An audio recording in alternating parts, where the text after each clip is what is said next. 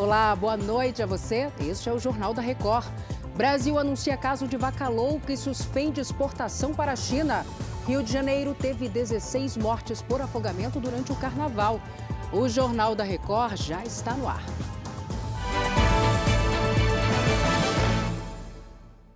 Oferecimento: cartões Bradesco, muito mais benefícios.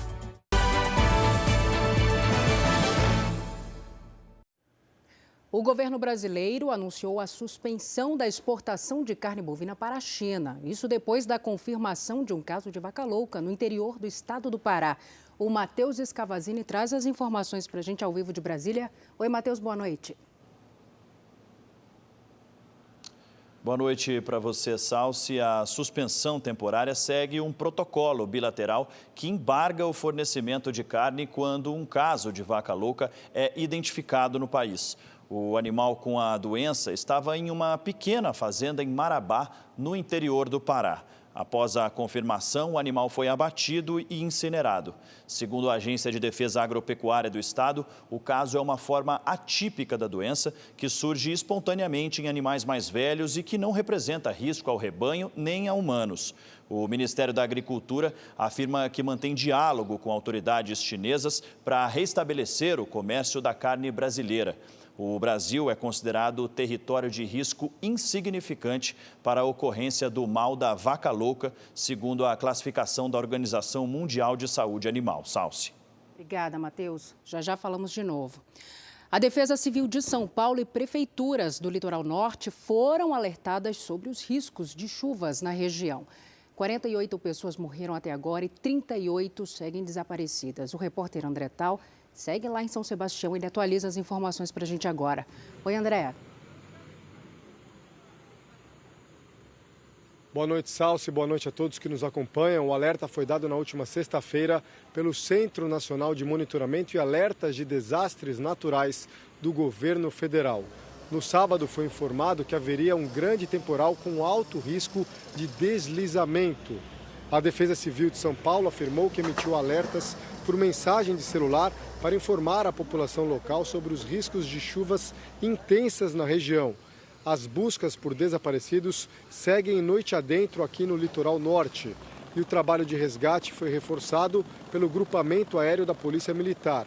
Os feridos em estado mais grave são removidos de helicóptero para os hospitais da região. Já foram realizados quase 150 voos. E a Justiça concedeu liminar para o governo do estado de São Paulo remover moradores das áreas de risco. Até a próxima sexta-feira, são esperadas chuvas intensas aqui no litoral norte. Salsi. Obrigada pelas atualizações, André. Deve chegar nas próximas horas, lá em São Sebastião, um navio da Marinha que vai servir como hospital de campanha. A Fernanda Burger tem os detalhes. Oi, Fernanda, boa noite. Boa noite, Salsi. O navio Aeródromo Atlântico é o maior da esquadra brasileira. A embarcação saiu do Rio de Janeiro na quarta-feira e deve chegar nesta quinta pela manhã a São Sebastião. O navio leva 6 helicópteros, 3 barcos, 20 médicos e 50 profissionais de saúde. A embarcação ainda vai permitir a abertura de 200 leitos para atendimento às vítimas. Isso vai desafogar os hospitais da região, que estão dando prioridade aos casos mais graves. Mais de 1.000 militares estão envolvidos na operação. Outro navio da Marinha também deve chegar em breve a São Sebastião. Essa embarcação tem uma rampa que pode atracar diretamente nas praias e vai facilitar o resgate de pessoas que ainda estão em áreas isoladas. Salsi. Obrigada, Fernanda. O Ministério Público de São Paulo afirma que há 25 anos ajuiza ações civis contra a Prefeitura de São Sebastião sobre áreas de risco no litoral norte de São Paulo. E quem explica melhor para a gente é a repórter Carolina Abelim. Oi, Carol, boa noite para você. Boa noite, Salsi, para você, para todos que nos acompanham. Olha, segundo o Procurador-Geral de Justiça de São Paulo, Mário Sarrubo, o Grupo de Atuação Especial de Proteção ao Meio Ambiente ajuizou 42 ações civis públicas para que a Prefeitura agisse em 52 áreas de São Sebastião.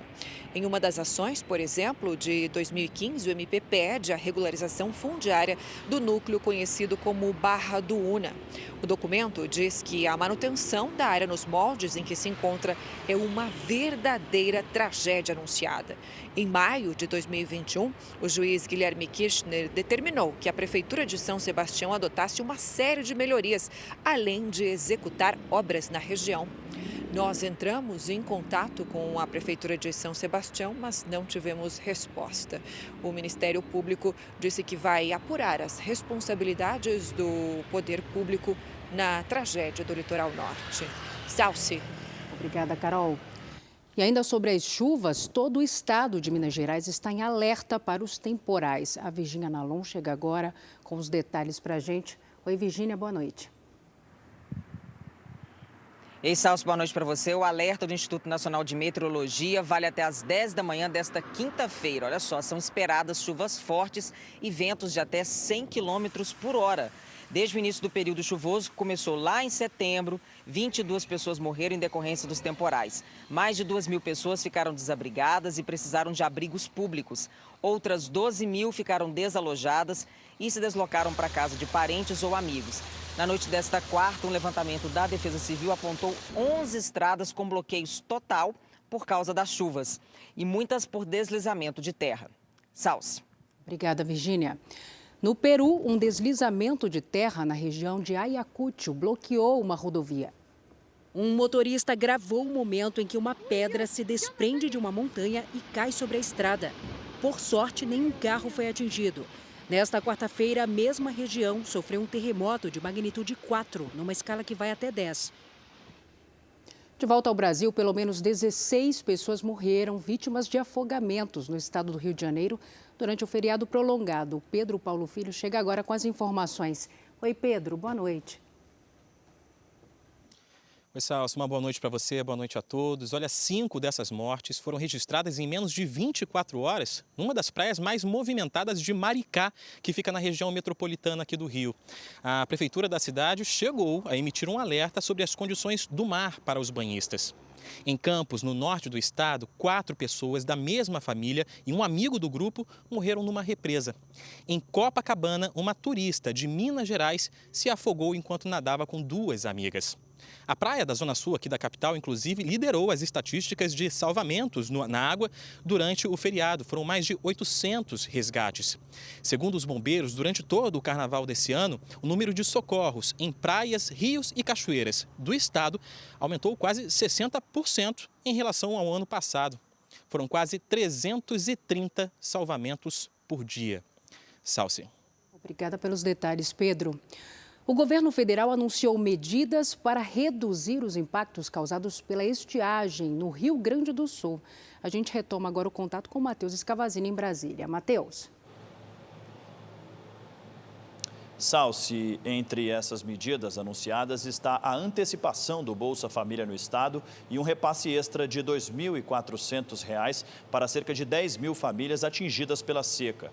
No total, serão 24 milhões de reais em até 2 parcelas. O repasse depende de análise do Ministério do Desenvolvimento Agrário e vai ser direcionado para pessoas cadastradas no Cadastro Único. Também deverão ser repassados até 100 milhões de reais em recursos para a contratação de caminhões-pipa e projetos de infraestrutura. Uma comitiva com integrantes de diversos ministérios vai visitar o estado nesta quinta-feira, incluindo o ministro do Desenvolvimento e Assistência Social, Wellington Dias. Ele comentou sobre a situação do estado. Vamos ouvir. Através do cartão Bolsa Família é feito um repasse, um atendimento emergencial pela situação, no valor de R$ 2.400. São mais de 10.000 famílias que serão atendidas pelos levantamentos, cerca de 24, 25 milhões de reais. Além disso, também a exemplo de São Paulo, de Roraima, estamos fazendo a antecipação no calendário do programa Bolsa Família. E a Agência Nacional de Transportes Terrestres autorizou uma empresa privada a construir uma linha de trem de alta velocidade entre São Paulo e Rio de Janeiro. A autorização foi publicada nesta quarta-feira no Diário Oficial da União. A linha deverá ter estações em São Paulo, São José dos Campos, Volta Redonda e Rio de Janeiro. E o tempo de viagem entre as capitais será de aproximadamente 1 hora e 30 minutos. A empresa promete iniciar as operações em 2032. A Turquia proibiu demissões em 10 cidades atingidas pelo terremoto no início do mês. O governo também vai pagar parte dos salários dos trabalhadores. A medida busca proteger funcionários e empresas dos prejuízos. Só o governo do país perdeu o equivalente a 500 bilhões de reais em danos à infraestrutura. Mais de 47 mil pessoas morreram nos terremotos na Síria e na Turquia. E um terremoto de magnitude 6,8, numa escala que vai até 10, atingiu o Tajiquistão, país do continente asiático. Outros tremores secundários também foram registrados nesta quinta-feira. O epicentro do terremoto foi no leste do país, perto da fronteira com a China. Ainda não há informações sobre vítimas. Os países da União Europeia registraram no ano passado o maior número de pedidos de asilo dos últimos 7 anos. Foram 966 mil solicitações, segundo o relatório do Bloco Europeu. A maioria partiu de sírios e afegãos, que juntos são responsáveis por quase 1/4 do total de pedidos de asilo. O recorde foi motivado pelo fim das restrições relacionadas com a pandemia da Covid-19 e também por situações de conflito e de fome no mundo. As marinhas do Japão, Coreia do Sul e Estados Unidos fizeram um raro exercício militar conjunto. Foi uma resposta aos lançamentos de mísseis da Coreia do Norte. A correspondente Silvia Kikuchi tem os detalhes para a gente. Silvia, boa tarde para você aí. Olá, Salsi, boa noite a todos. As manobras militares em conjunto foram realizadas no Mar do Japão nesta quarta e destacam a unidade entre Japão, Coreia do Sul e Estados Unidos. Tudo acontece em meio às tensões causadas pelo lançamento de 3 mísseis no último final de semana pelo regime ditatorial de Pyongyang. Durante 5 horas, as marinhas dos 3 países simularam o rastreamento de um míssil e compartilharam informações para a interceptação. Não está descartada a possibilidade da Coreia do Norte fazer um teste nuclear ainda este ano. O secretário-geral da ONU, Antônio Guterres, pediu para que Pyongyang desista de ações mais provocativas, mas a Coreia do Norte rejeitou a condenação, afirmando que tem o direito de autodefesa. Com você, Salsi. Obrigada, Silvia. A Justiça americana determinou que os ativos do Banco Central do Afeganistão não devem ser destinados às famílias das vítimas dos atentados do 11 de setembro de 2001. O presidente Joe Biden havia prometido indenizar os familiares com o equivalente a 18 bilhões de reais. Mas um juiz de Nova York afirmou que os tribunais americanos não têm jurisdição para confiscar o dinheiro. Segundo a decisão, o Talibã deve pagar pela responsabilidade e não o povo afegão. Os valores estavam nos Estados Unidos e foram congelados desde o retorno do Talibã ao poder, em agosto de 2021. Já o Twitter foi acusado na Suprema Corte dos Estados Unidos de fazer vista grossa para o grupo Estado Islâmico. Uma ação foi movida pela família de uma vítima de um ataque do grupo terrorista em 2017, em uma boate na Turquia. Segundo a acusação, a rede social colabora com o terrorismo ao não impedir a divulgação de conteúdos de extremistas.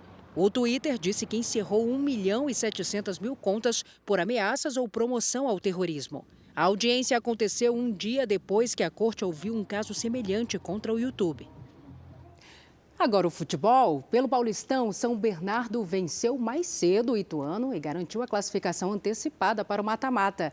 Quem também já está garantido na próxima fase é o Palmeiras, que derrotou agora à noite o Red Bull Bragantino. 33 mil torcedores. A Arena Verde, quase lotada, viu mais uma vitória do Palmeiras, a 7ª no campeonato. A pressão desde o início deu resultado. No escanteio cobrado por Rafael Veiga, a bola viajou até a cabeça de Rony e dela para a rede do goleiro Cleiton. 1-0 Palmeiras. O jogo foi tenso, com marcação agressiva e muitas discussões. Nos acréscimos, o lindo gol de Breno Lopes. Final, Palmeiras 2, Red Bull Bragantino 0. O Palmeiras se manteve como o único time invicto no campeonato. Chegou a 24 pontos e é o líder do Grupo D. E mais importante, o primeiro colocado na classificação geral. Este foi o Jornal da Record. Outras informações na primeira edição do JR 24 horas, às 7 da manhã. Você fica agora com Fala Que Eu Te Escuto. Uma boa noite para você. Cuide-se. Tchau.